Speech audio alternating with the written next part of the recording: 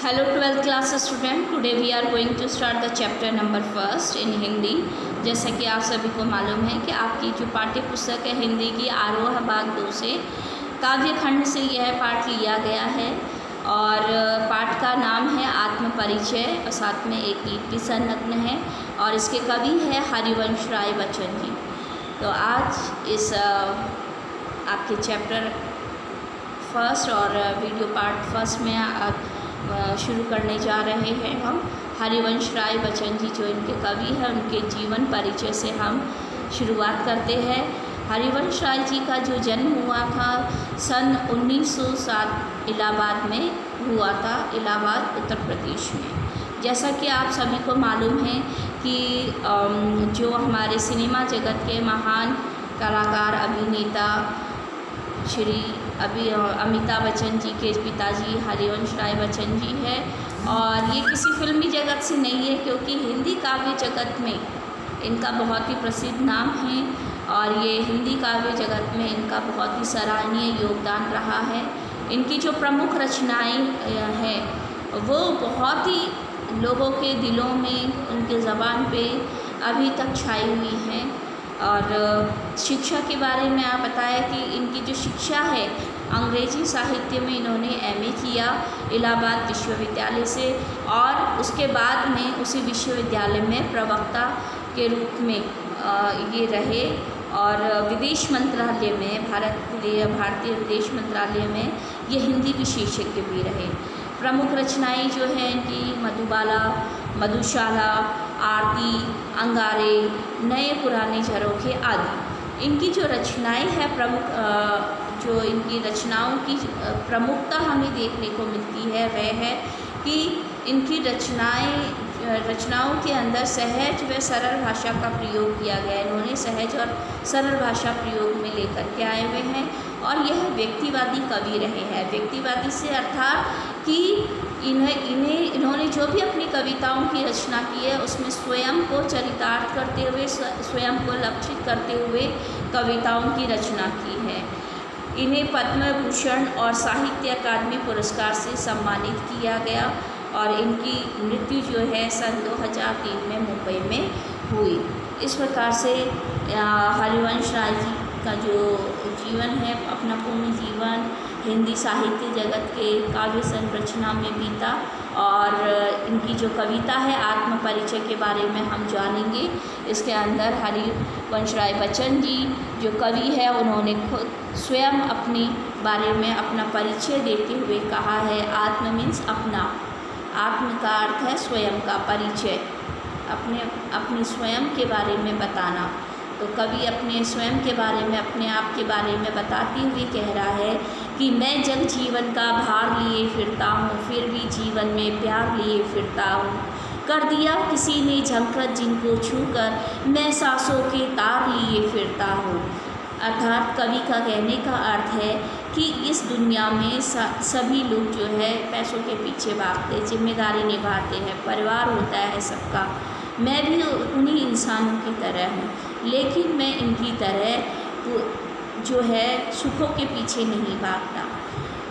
भौतिक सुखों को प्राप्त करना, पैसों के पीछे पैसे ही पैसे कमाना ये मेरा अंतिम लक्ष्य नहीं है। मैं पैसे भी कमाता हूँ लेकिन उसके लिए इतना अंधे की तरह नहीं भागता हूँ। मैं अपनों को भी समय देता हूँ, मैं अपनों से भी प्यार करता हूँ, अपने आप से भी प्यार करता हूँ और इस संसार में सहयोग, सहजता, प्रेम की भावना का भी संचार करता हूँ। कर दिया किसी ने झंखट जिनको छूकर मैं सांसों के दो तार लिए फिरता हूँ।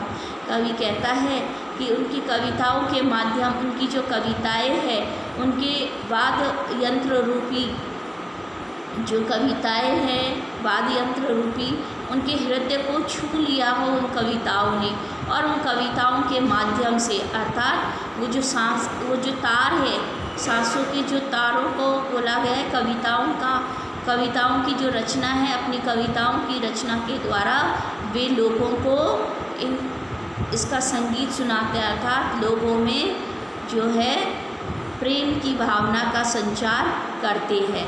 मैं स्नेह सुरा का पान किया करता हूँ, मैं कभी न जग का ध्यान किया करता हूँ। जग पूछ रहा उनको जो जग की गाती है, मैं अपने मन का गान किया करता हूँ।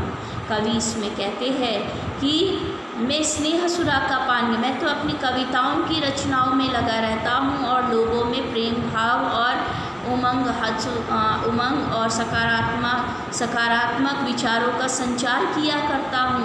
और मैं तो कभी जो जग की रीत है कि सुख के पीछे भागो, भौतिक सुखों को प्राप्त करते रहना और दिन रात पैसों के लिए ही काम करना, परिवार को कुछ समय नहीं दे पाना, ये जग का जो चलन बन गया है, मैं उस जग पर ध्यान नहीं दिया करता हूँ।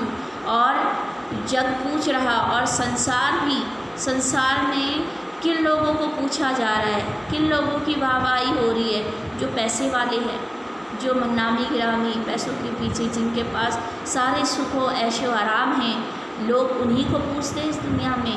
मैं अपने मन का गान किया करता हूँ, लेकिन मेरा मन इन सबको मानने को तैयार नहीं है। मैं नहीं मानता कि भौतिक सुख और इस तरह के धन संपदा के सुख प्राप्त करके ही हम सारे सुख प्राप्त कर ले, हम इससे मानसिक सुख प्राप्त नहीं कर सकते। तो इसीलिए कवि ने कहा है कि मैं तो अपनी मर्जी का करता हूँ, अपनी मर्जी से अपनी कविताओं की रचना करता हूँ, जिससे मुझे आत्मसंतुष्टि मिलती है, मुझे आत्म सुख प्राप्त होता है और यही आत्म सुख मैं दूसरों को देता हूँ। अब इस प्रकार से अगला वाला पद्यांश है, मैं निज उर के उद्गार लिए फिरता हूँ। निज का अर्थ है स्वयं, उद्गार विचारों का भंवर, विचारों की बहुलता, कि मैं अपने जो दिल में, अपने उर में निज उर के अपने खुद के दिल के उद्गार लिए फिरता हूँ। अपने दिल के विचारों का बवंडर, बहुत से विचार लिए फिरता हूँ। मैं निज उर के उपहार लिए फिरता हूँ। कि विचारों के बवंडर क्या है, कि विचार ये है कि इस जग की जो सारी जो रीत चली आ रही है, ये तो केवल क्षण मात्र है, इससे कोई सुख प्राप्त नहीं होता है। कि आत्मसंतुष्टि, प्रेम भावना, दूसरों के लिए सकारात्मक विचार, ये सारे उपहार मैं अपने दिल में, जो मेरे दिल में है, निज उड़ के अपने खुद के दिल के, ये दूसरों के लिए फिरता हूँ। है यह अपूर्ण संसार न मुझको भाता, मैं स्वप्नों का संसार लिए फिरता हूँ। कि मुझे तो ये, कवि कह रहे कि मुझे तो ये संसार अधूरा ही लगता है। इस संसार में प्रेम भावना, भाईचारा, सहयोग की भावना, आत्मसंतुष्टि की भावना, ये नहीं रही है। ये सारे, इनके बिना तो ये संसार अधूरे है। इन सभी को लेकर के मैं तो अपने एक सपनों का संसार लिए फिरता हूँ। उस सपनों के संसार में सब कुछ है, सब एक साथ है, आपसी भाईचारे, आपसे सहयोग के साथ में है। मैं जला हृदय में अग्नि दहा करता हूँ, सुख दुख दोनों में मग्न रहा करता हूँ। जग भव सागर यहाँ पे है आपका कि मैं जला हृदय में अग्नि दहा करता हूँ। कि यहाँ की इस संसार में रहते हुए, इस संसार की रीत को देखते हुए कवि को बहुत ही असंतोष है, उसके मन में एक गुस्सा है, क्रोध है, और उस क्रोध की अग्नि में वो पल पल जलता है। सुख दुख दोनों में मग्न रहा करता है, लेकिन इस असंतोष होने के बावजूद भी वह, चाहे उसके जीवन में सुख आए दुख आए, वह मस्त रहता है, उसको किसी प्रकार का कोई प्रभाव नहीं पड़ता, उसमें संतुष्टि, उसके मन में संतुष्टि है। इस संसार के रीत के प्रति असंतुष्ट होकर के भी, उनके प्रति क्रोधित होकर के भी उसके मन में संतुष्टि क्यों है, उसको आत्मसंतुष्टि क्यों इस कवि को? क्योंकि जग भव सागर तरने को नाव बनाई, मैं भव मौजों पर मस्त बहा करता हूँ। क्योंकि इस संसार के इन रीत रिवाजों से, पैसों के पीछे भागने की इन जो रिवाज, इन रीतियों से क्या है कि कवि ने अपने आप को दूर कर लिया है कविता रूपी एक नाव बना करके। और उसका ये जो संसार है, कविता है जो ये कविता रूपी जो नाव है उसे इस संसार की मौजों से दूर अलग से बहा करके ले जाती है। अर्थात इन कविताओं के माध्यम से जो संसार से उसे दुख मिलता है, क्रोध मिलता है, ये कविताएं उसको सुख की अनुभूति कराती है, आत्मसंतुष्टि की अनुभूति कराती है। मैं यौवन का उन्माद लिए फिरता हूँ, उन्मादों में अवसाद लिए फिरता हूँ, जो मुझको बाहर हंसा रुलाती भीतर, मैं हाय किसी की याद लिए फिरता हूँ।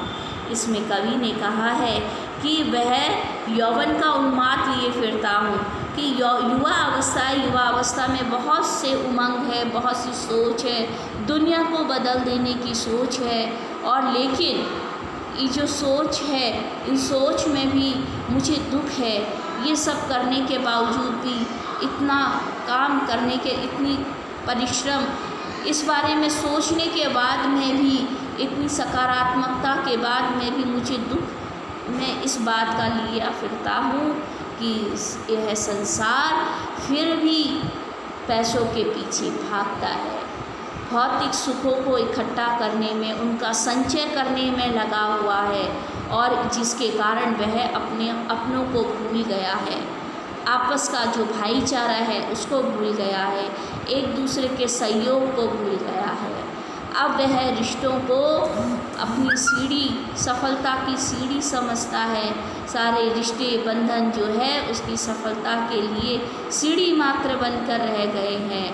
तो इस प्रकार से जो युवा अवस्था में मेरी उमंग थी वह अब दुख का कारण बन रही है, जो मुझको बाहर हंसा रुलाती।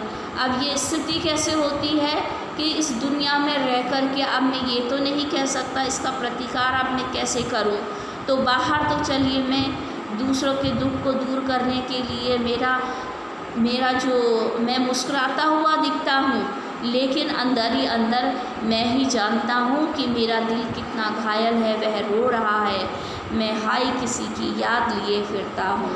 कवि कहता है कि यहाँ पर वे किसी की याद लिए फिरते हैं, कि अर्थात उनकी जो कविताएं हैं कि अभी भी उनके मन में याद है कि किसी तरह का परिवर्तन, प्रेम भावना हो, लोग आपस में मिले, एक दूसरे से बात करें, निस्वार्थ प्रेम भावना हो। इस प्रकार की याद लिए कवि जो है फिरते हैं।